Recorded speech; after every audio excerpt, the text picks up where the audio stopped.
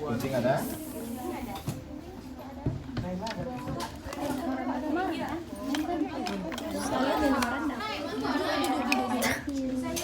Jangan, mau aku masukin YouTube.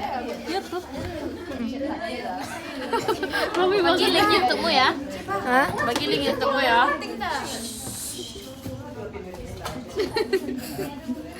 Cip ikut Cip sini Cip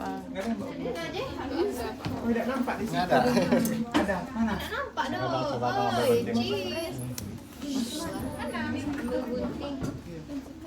Aku mau kan. Dah.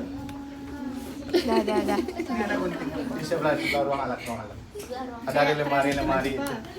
Lagi buka HP, buka kamera, kalau Rami tuh Ada udah guys. Screen record. Colongkan aku.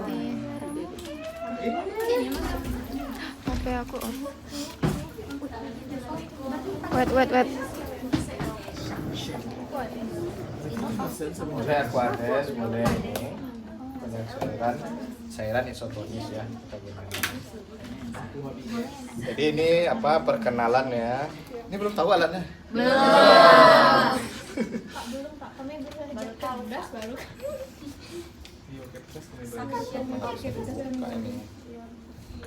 Ini namanya adalah suction pump gitu ya, pompa suction atau mesin suction gitu ya, atau alat suction gitu ya. Ada yang portable seperti ini bisa dibawa kemana-mana. Kalau di rumah sakit ada juga yang sudah tertempel di dinding bed masing-masing gitu seperti itu. Nah ini ada alatnya. Yang pertama itu adalah ini selang cup kateter suction yang ke arah pasien itu satu. Kemudian ini adalah untuk pembilasan gitu ya. Pembilasan ataupun tempat penampungannya ini adalah tekanan udara. Jadi ini ilmu fisika nih sebenarnya ya. Nah, jadi ini nanti mesinnya cara kerjanya adalah dengan melakukan penghisapan gitu ya. Ini nanti menghisap ke sini, masuk ke sini, tercampur gitu ya. Ini biasanya di cairannya adalah cairan ETT gitu ya. Cairan ETT. Itu apa, Pak? DTT. Ya, yang konsentrasi tinggi ya, cairan untuk membunuh bakteri gitu ya. Di dalam ini kita campurkan, kemudian mesinnya ini bersifat menghisap gitu ya, masuk ke sini ini tekanan udara yang menghisap gitu seperti itu. Nah, ini ada lagi penyambungannya, ini namanya selang suction tube namanya, suction tube. Nah, ini sebenarnya ini ukuran dewasa ini. Ini ukuran dewasa gitu ya.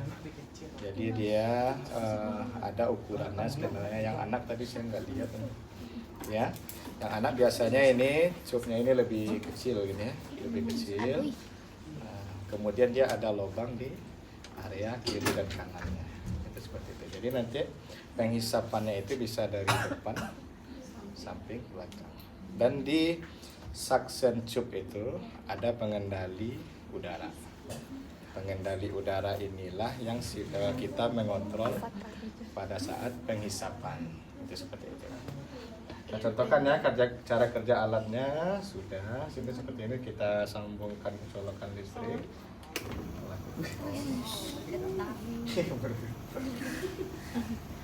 Caranya sebelum kita masukkan ke area hidung ataupun mulut pasien di area ini, iya boleh hidung atau mulut gitu ya, ini yang dewasa ya.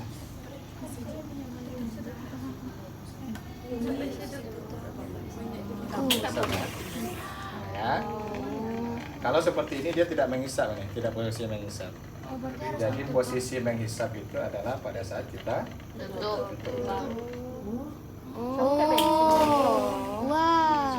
ya. Coba Ipa. Ya, jadi Biasanya untuk memasukin itu ada ketentuan panjang dimasukin. ada. Nah, itu ya. Nah, jadi pada anak, jadi kita memasukkannya itu di area yang sampai terjangkau gitu ya, sampai mentok gitu ya. Mentok kita tarik sedikit gitu, seperti itu. Jadi kita tidak memaksa masuknya, ada mentok, kita tarik sedikit, dan ketentuan penghisapan itu adalah 5 sampai 10 detik. 5 sampai 10 detik paling lama ya. 5 detik. Stop. 1 2 3 4 5. Oke, gitu ya. Nah, kalau lebih dari 10 detik apa yang terjadi? Kering. Sesak nafas. Sesak napas bisa. Jadi kan udara oksigen yang mau masuk udah terhisap aja nih semua ya, menghisap semua ya.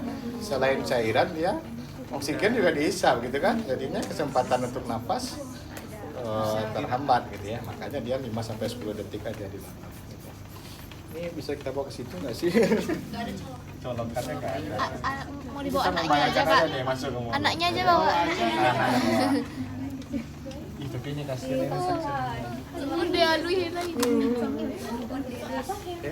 Dia lebih kecil lagi, kalau yang bayi lebih kecil lagi, dia ada Kayak selang NGT gitu, Pak. ya kayak selang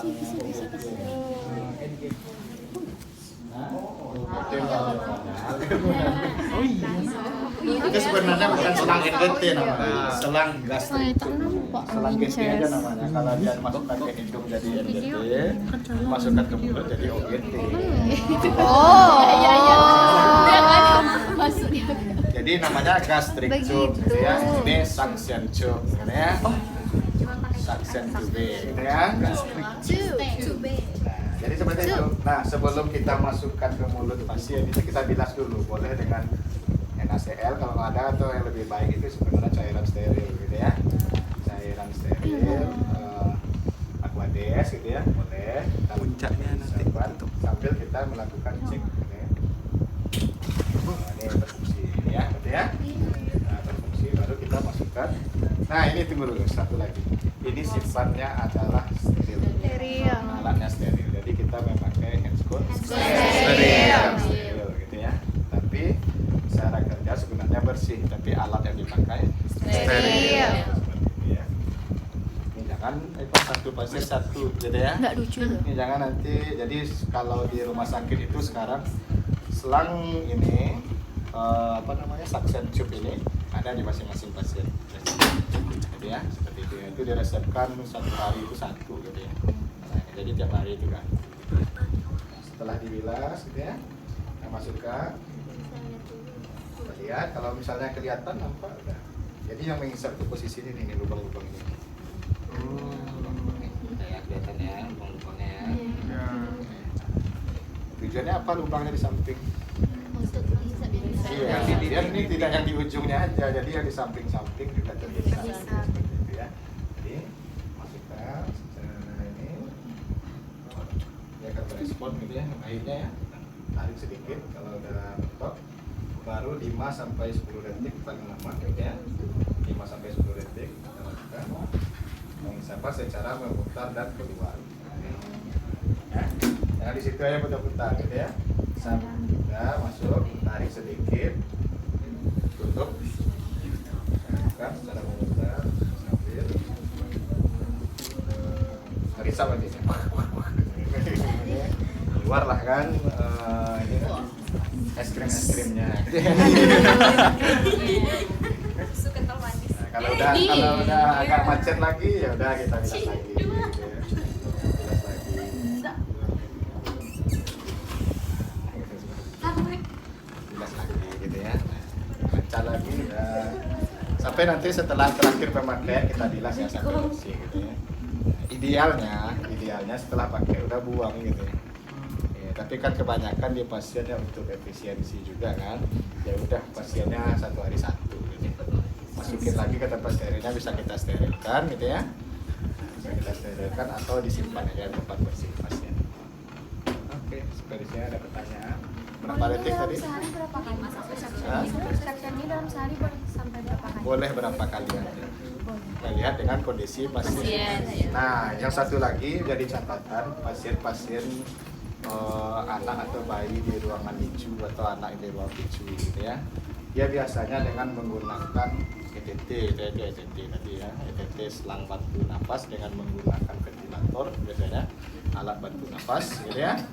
Alat bantu nafas atau alat bantu paru, alat bantu kerja paru gitu ya.